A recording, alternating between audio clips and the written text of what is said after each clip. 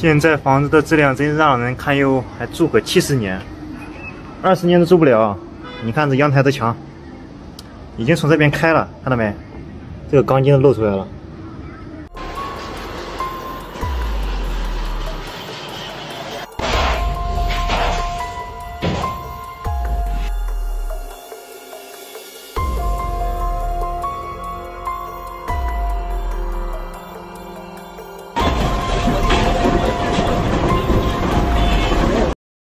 我这，哎呀妈呀！哎呦我操！妈呀妈！哎呦我操！哎呦我操！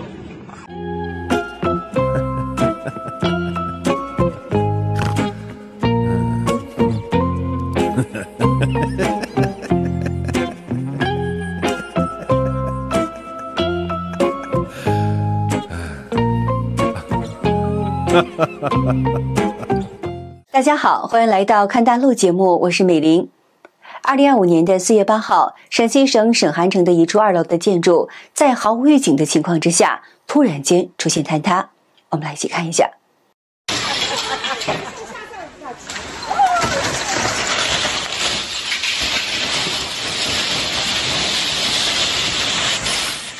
这是近距离拍摄建筑房檐坍塌的视频。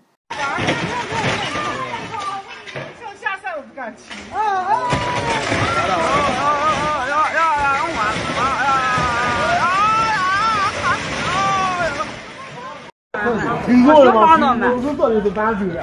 妈妈，对不对？妈妈，不开心。房东打电话。房东打电话。看到这个古色古香的建筑坍塌，有网友说，如果不知道建筑崩坏的原因是豆腐渣工程，自己还以为当时发生猛烈地震了。那么有懂得建筑专业知识的网友指出呢，这个是檩条的问题，瓦没有固定好。那么还有人揶揄到呢，没有豆腐结实。这真是坐实了豆腐渣的叫法。中国豆腐渣工程让人真的是一言难尽，而且呢也不断的被民众所曝光。你看这路灯钢缆这底座，4个膨胀螺丝，能有俩齿形的呀？你说这家多高？这要刮大风多危险！豆腐渣桥梁、豆腐渣桥墩也是屡见不鲜。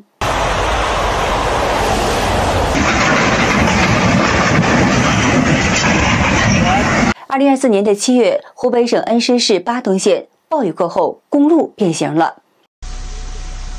来的时候好好的，哎，回不去了。山西省晋中市有一条刚修好的新路，快要正式通车了。结果呢，一辆渣土车开过去，路坍塌了，渣土车有半截陷了进去。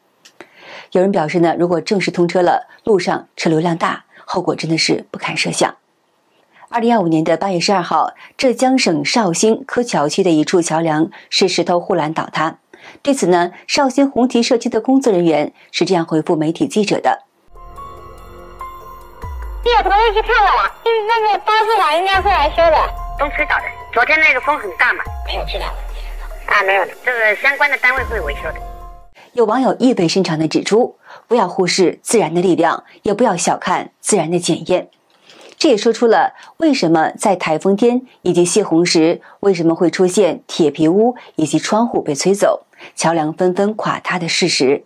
也有生活在海外的网友敏锐地察觉到了工作人员回复自相矛盾的地方，自己说的话都自相矛盾，都没有察觉的官方品质很好，只是经不起风大，这不就是品质太差了吗？中国大陆官方都是这么蠢的吗？这是正常社会中的人对中共官方习惯性推卸责任的说辞最直接的感受。一名男士是拍河南省郑州的北四环贾鲁河桥的桥墩。你看那小朋友也不知道危险不危险，你站在那不害怕2次坍塌了吗？这个桥墩塌了，不知道对整个桥体的安全质量有没有影响？该男子担忧地表示，像这种情况应该归哪个部门管呢？而这也说出了很多人的心声。修桥时明明是大笔资金投入，但出现问题时，相关单位就不想承担责任了。一名司机经过一处隧道时，看到天棚漏水，不禁惊呼连连。哇哇哇哇哇！对此，网友们纷纷表示，看看纽约的林肯隧道、荷兰隧道，人家可都是100多年前修建的，从来没有发生过像这样严重的漏水事故。基建狂魔后遗症，也有人指出呢，楼塌桥崩山水啸，普供要亡了。2024年的8月，有网传视频显示，北京卢沟桥新桥塌了。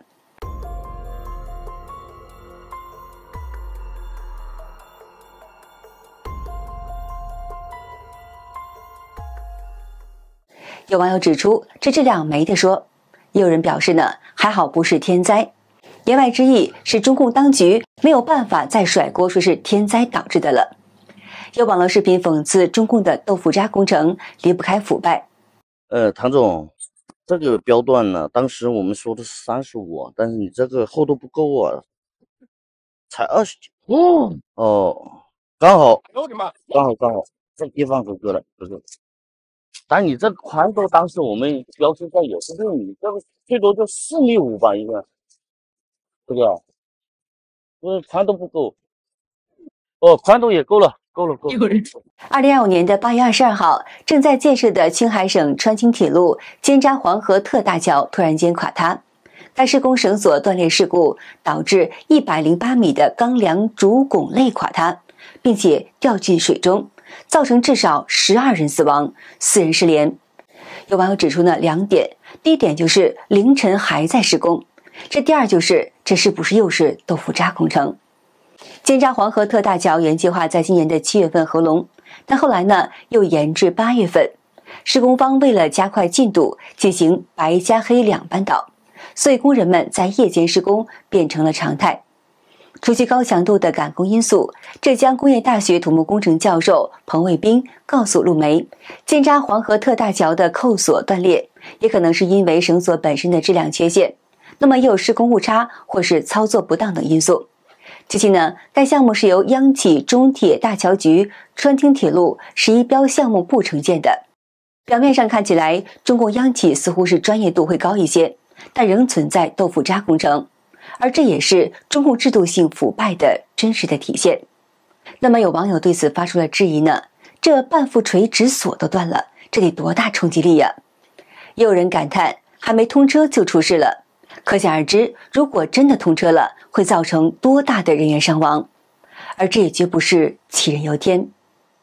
据港媒香港01报道指出，有幸存的工人告诉路媒，这座大桥原定在今年的8月26号举行合龙的仪式，也就是桥梁主体结构的最后连接合龙。有工人悲痛地表示，没想到8月22号就出事了，就差4-5米就合龙了。而施工单位的工作人员也证实说，是为了赶在今年8月底进行合龙，才在夜间进行施工的。今年的9月3号，中共将举行所谓的大阅兵，黄河特大桥赶在8月底合龙的时间点，刚好与北京的大阅兵时间点很接近。因此呢，外界怀疑中共官方是想用这个黄河特大桥重要的工程向中共进行所谓的献礼，没想到呀，却变成了用10几条人命向中共献祭。2025年的4月23号，北京顺义区的顺平路潮白河大桥发生火灾。据现场的视频显示，彩虹桥拱形支架下面部分桥体出现垮塌，桥面几乎断成2段，桥上还冒着浓烟。依据中共的习惯性推卸责任，自然又开始甩锅。虽然官方宣称彩虹桥是因为电缆起火，但网友们现在却不好骗了。有人认为呢，是因为大桥垮塌而引发的电缆起火。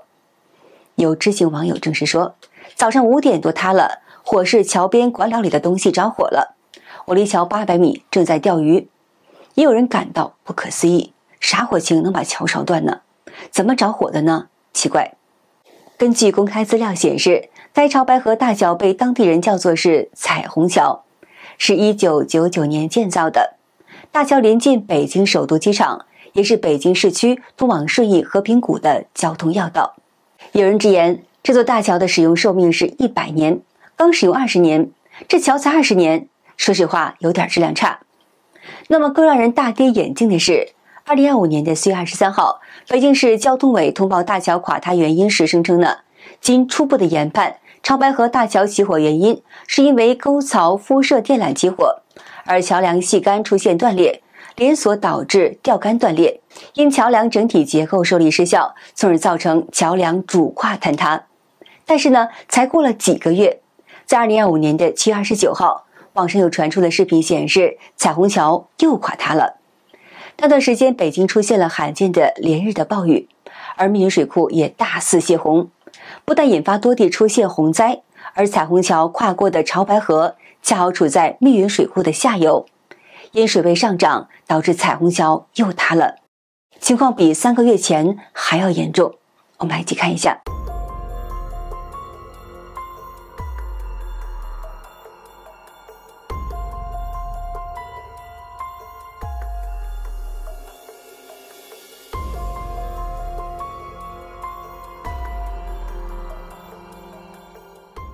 有网友讽刺说，绝无贪污腐败，这都是万年一遇的自然灾害的影响。也有人表示呢，天朝豆腐渣到处都是。而比起室外的桥梁、栏杆等建筑，人们更多关心的显然是自己日常居住的房屋。因为在每日居住的屋檐下，如果出现豆腐渣工程，就可不是一般的触目惊心了。家人们呐，你看现在这楼房质量真让人担心呢，你这随时都有掉的可能啊。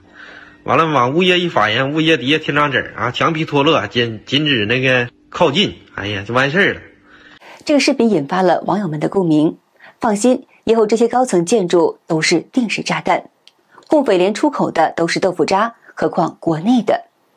而这也说出了很多人扎心的经历，这全家人掏空了6个钱包，辛辛苦苦的买了一套房子，本想安安稳稳的过好自己的小日子，谁知道买到楼房却是豆腐渣，这让人以后该有多糟心呢？而豆腐渣房屋已然是普遍的现象了。这个算不算重大损害？我的社交纪念，这个不是比较，这个蛮倒霉的。山西省晋中市榆次区的一名小区的业主表示，住进房子还不到1年，就出现多处塌陷、天花板墙面开裂和地基下沉等问题。晋中市榆次住建部是这样回复的。对啊，当时那就是出产就肯定是合格的呀，他们的资料那些都是合格的呀。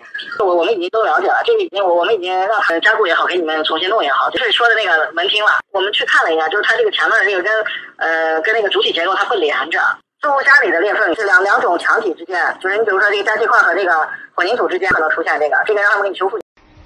河北省秦皇岛市海港区县茂里14栋2单元，3楼、4楼阳台掉下来了。这希望有关部门关注一下啊！太危险了。我从抖音上看着。3楼换阳台，4楼掉下来了。看了吗？我是85年搬这来的，这个房子都85年，它老房子40多年了，正好40年了，看了吗？中国的一个奇特现象就是房产只有70年的许可权。但是这栋80年代建造的老房子，相比起其他所谓的大基建，按理说呢，房屋质量相对是比较好的。但是经过40年，依然出现阳台垮塌现象。这一方面让人为这些房龄比较短的房屋质量感到担忧，而另一方面呢，也让人质疑中共治下的房屋能否挺过这区区的70年。讽刺的是，尽管中共多年来一直在煽动中国人仇恨日本，但是不少富裕的中国人纷纷选择用脚投票移民到日本。也有中国人分享呢，为什么日本的房子99%都没有豆腐渣工程呢？一名知情人指出，在日本买期房的时候交房钱，但只需要支付超低的定金，等房子完工才需要申请贷款或付清全款，而这就使得开发商不敢轻易造次。其次就是，不管是修路还是盖楼，一律得使用日本政府认可的合格的建筑材料才能够动工。在工程竣工以后，得经过政府与建筑专家双重严苛审核，这样呢，开发商偷工减料的情况根本就不可能会发生。而除此之外呢，日本新房子有10年的保障期，期间呢，如果有质量问题或是雨水渗漏，开发商必须要赔偿。万一碰到不良开发商，也不用慌。因为在日本，这种开发商不仅会被追究刑事责任，还会被处以巨额的罚款。严重的呢，还会让不良开发商赔到倾家荡产。而且呢，在日本，即使买到烂尾楼，政府机构也会帮助买家维权，甚至是追讨赔偿。两相对比之下，就能够体验到民主国家政府的为民做主、保护民众权益的温暖。而这也能说明为什么有那么多的中国人纷纷移民到日本了。对一个国家的国民来说，生活的好不好，不仅是收入多少，是否能够吃饱穿暖，居住生存的环境也是非常的重要的。如果一个国家的老百姓不但要面临着失业、吃饭成问题的生存困境，就连自己日常居住的房屋、走路经过的马路、桥梁都存在安全隐患时，可想而知人的神经该有多么的紧绷。而可想而知呢，在这种每天战战兢兢状态下，人的基本安全感都得不到保障时，何来的幸福与快乐可言呢？而这正是很多中国民众所遭遇的日常生活中的每一天。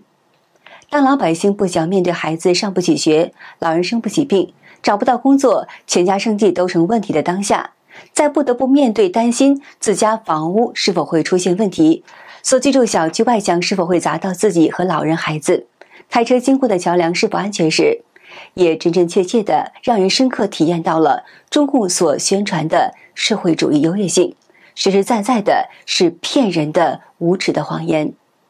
好的，今天就和大家聊到这儿了，请您记得点赞、订阅、留言，并且分享给您的朋友们。感谢您的支持，我是美玲，我们下期节目再见。